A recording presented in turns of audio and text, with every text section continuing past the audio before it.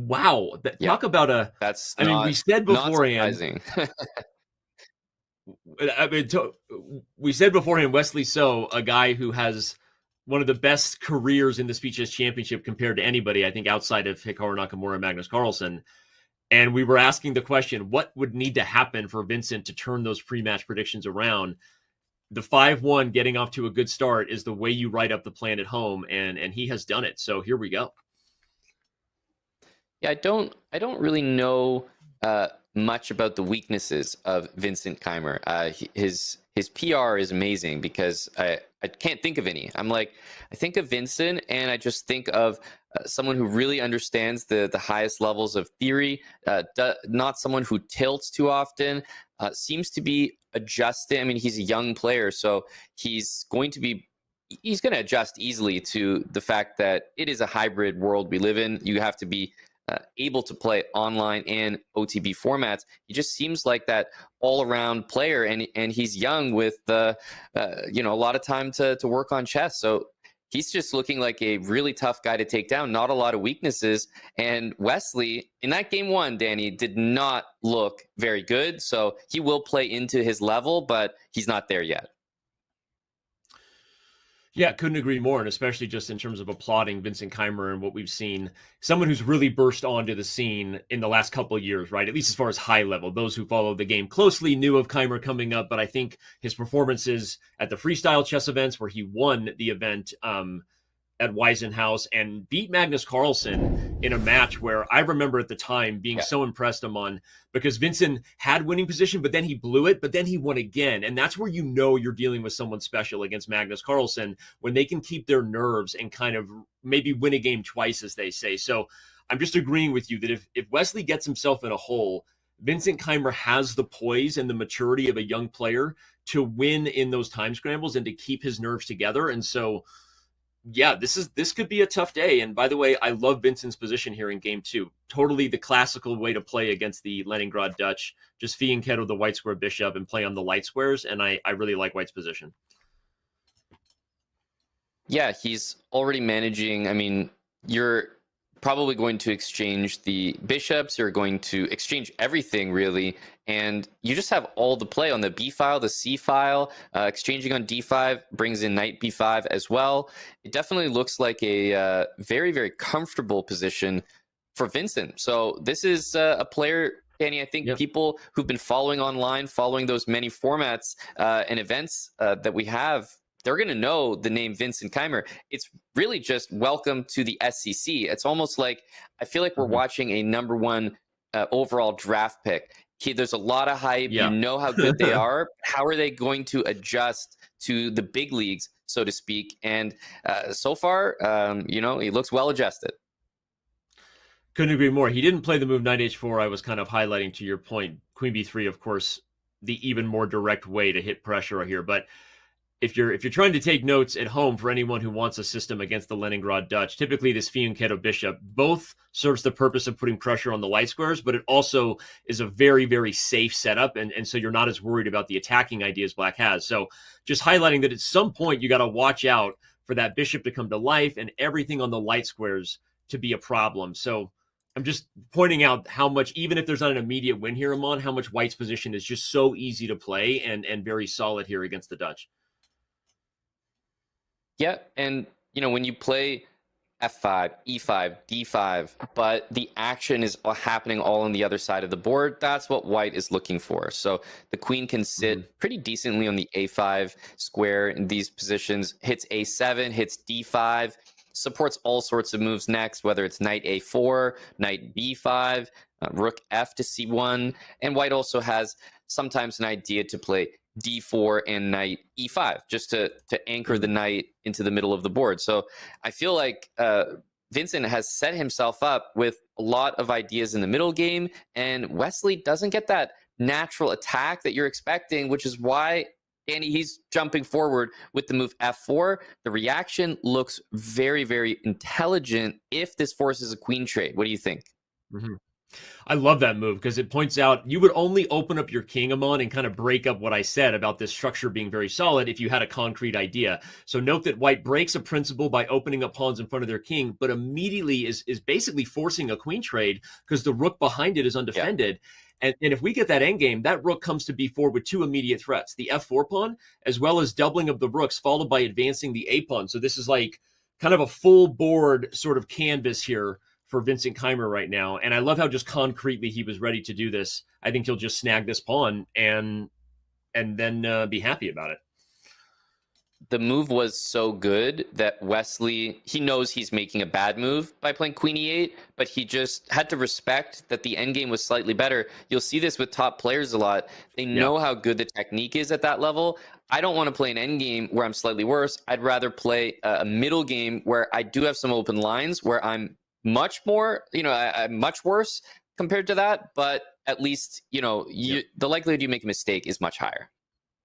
I love that point because, again, Wesley may go down 2-0 here, but pointing out that queen e8 was a move like Amon said. You could see it on Wesley's face. He knows it's bad, but at least he has the bishop. At least he has the rook coming over. He's hoping for some sort of counterplay here. So kind of ignore the computer eval being even better for white. They both knew this was good for white, but he's kind of like, I've already messed up. Might as well give myself some practical chances. And Vincent does only have a couple minutes. So this one isn't over just yet. And Vincent is really like, he has that classical approach where it's like he knows that this is good, so he's going to play it. Whereas I might shy away from allowing Wesley to have a certain position like that. But no, he's going straight in. I was wondering whether he was going to occupy d4, and bishop g4 is the perfect prompt to bring that knight into the d4 square. The queen on h4, it's a good thing it's been brought over. If it was over on b4, I would be a little more concerned. But I mean, the knights just all have great squares. Knight d4, knight b5. You can play rook c1. Wesley is not liking this position at all. Yeah, kind of an non-traditional outpost square to think of. It is an outpost square by the pure definition that no enemy pawns can attack it, but you don't always see it in front of pawns in this way. But that knight is just so solid, a unicorn of a beast right there, controlling the board. And I mean, Keymer could even go take this pawn, by the way. I don't know if he wants to, but it does undefend the knight. If he wants to get greedy, yes, you have rook h5, but so what? I play queen g3. So don't be surprised if the kid goes pawn grabbing. Agree. The knights on b6 and f6 are really dominated. The pawn on d3 is doing the heavy lifting here. Knight on b6 has no useful squares to go to. Knight on f6 can't really move at all. And in terms of the queen on h4, you start to be concerned about it getting trapped, but good calculation will tell you it's just not possible.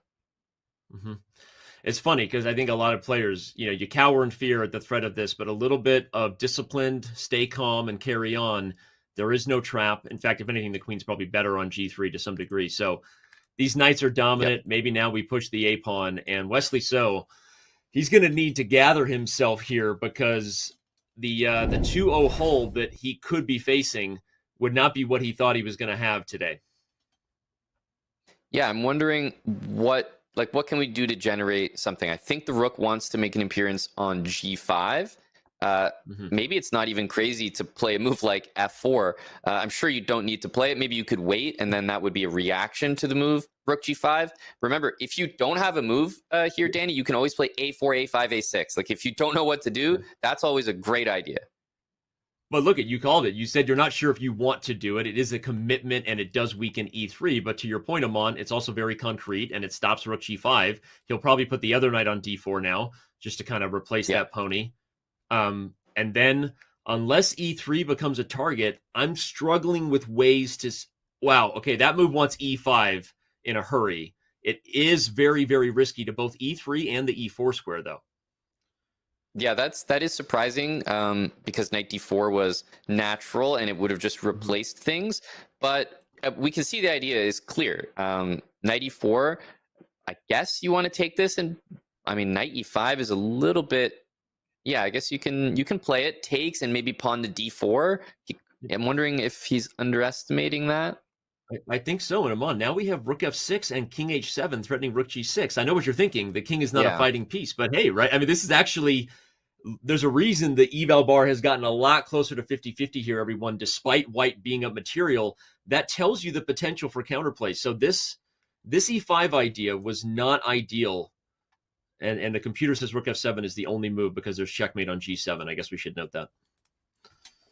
Yeah, rook b7, rook f7, maybe from f8 also looks pretty reasonable, and he does use it. I think it's because he wants rook f6 as an idea here. Rook 5 to f6, threatening rook g6, which is what you mentioned. So I can understand from Wesley's perspective why he wants to do that. We get to see Vincent under pressure, under real-time pressure here. How does he handle it, Danny? And now okay, I highlighted it before Wesley could play it. This is an obvious point. Now you can trade queens. F4 is weak. Okay, rook b4 was the only move. Rook b4. What a move. That is really powerful. And Wesley is, because he can take on e3. He can win that pawn, but that eliminates all the danger. Yeah, like he has to play it, but I don't think he's going to lose Vincent anymore. Yeah, that was such a smooth transition.